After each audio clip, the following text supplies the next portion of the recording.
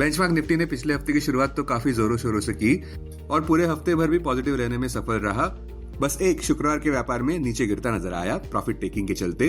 किंतु अभी भी होप्स हाई है कि निफ्टी फिर से साइकोलॉजिकल 25,000 मार्क रिक्लेम कर लेगा, जो कि काफी करीब लग रहा है। फिर भी टेक्निकल लैंडस्केप 25,246 मार्क के ऊपर ही पूरी तरह से बुल्स के पक्ष में होता नजर आ सकता है, जो जुलाई 24 का हाई है। निफ्टी क्लोजिंग प्राइस 24,870 0.97% ऊपर, सेंसेक्स क्लोजिंग प्राइस 81,307 0.88% ऊपर, बैंक निफ्टी 55,271 0.42% नीचे। अच्छी खबर यह रही कि पिछले हफ्ते ऑप्टिमिज्म देखने को मिला, जहां पे निफ्टी बुल्स खुशी से उछलते नजर आ रहे थे 3 अहम पॉजिटिव कैटलिस्ट के चलते। पहला, प्रधानमंत्री मोदी जी का रोड मैप आत्मनिर्भरता की ओर जीएसटी रिफॉर्म्स के चलते। दूसरा, ट्रम्प पुतिन मीट अलास्का में एक डायलॉग और डिप्लोमेसी देखने को मिली। और तीसरा, रेटिंग अपग्रेड भारत के लिए एसएनपी द्वारा। एसएनपी ग्लोबल रेटिंग एजेंसी ने अपना इंडिया के लिए सॉवरेन क्रेडिट रेटिंग BBB कर दिया है, जो पहले BBB- था। ये साल 2007 के बाद का पहला अपग्रेड है, जिसमें वे स्ट्रॉन्ग इकोनॉमिक ग्रोथ देख रहे हैं भारत के लिए, इंप्रूव्ड पॉलिसी क्रेडिबिलिटी देख रहे हैं और फिस्कल कंसोलिडेशन भी। अब अगले हफ्ते के लिए सबसे बड़े हेडविंड की भी बात कर लेते हैं। सबसे बड़ा सवाल यह है कि क्या निफ्टी 50% टैरिफ का सामना करने में सक्षम रहेगा, जो लागू होने वाले हैं अगस्त 27 को यूएसए द्वारा। बॉटम लाइन, निफ्टी बुल्स थोड़े मुस्कुराने का प्रयास करते नजर आ सकते हैं, क्योंकि रोबस्ट डोमेस्टिक बाइंग देखने को मिली है प्रधानमंत्री मोदी जी के रिफॉर्म और सेल्फ रिलायंस के विजन के चलते।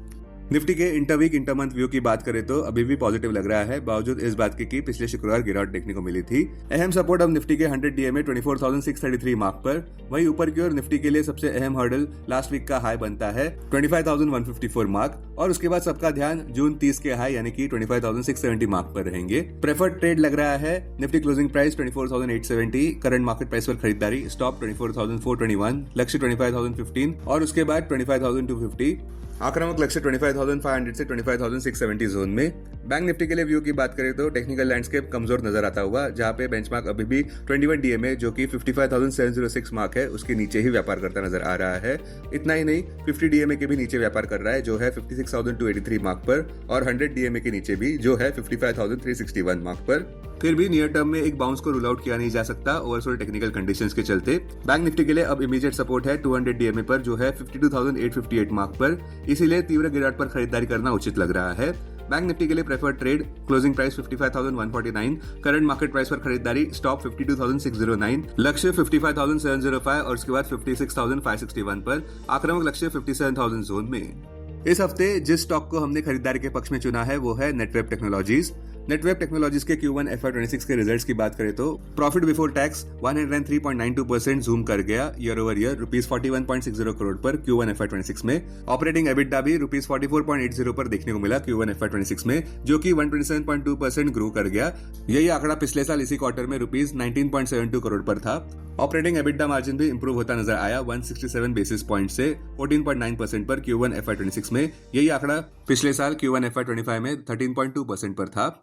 टेक्निकल आउटलुक की बात करें तो स्टॉक में मैसिव बुलिश कंसोलिडेशन नजर आता हुआ लॉन्ग टर्म चार्ट्स में भी देखने को मिल रहा है, जिसका मुख्य कारण ये है कि मार्च 2020 से लेकर अब तक स्टॉक प्राइस वन साइड ऊपर बढ़ता नजर आ रहा है। मार्च 2020 में स्टॉक प्राइस का लो था ₹355 पर। मेजर सपोर्ट्स अब 1750 से 1900 जोन में, 200 डीएमए 2015 लेवल्स पर। Recent sequence higher high higher low का अभी भी डेली और वीकली चार्ट्स पर इंटैक्ट नजर आता हुआ। नेटवेब टेक्नोलॉजीज के लिए अहम hurdles all time high 3060 mark पर।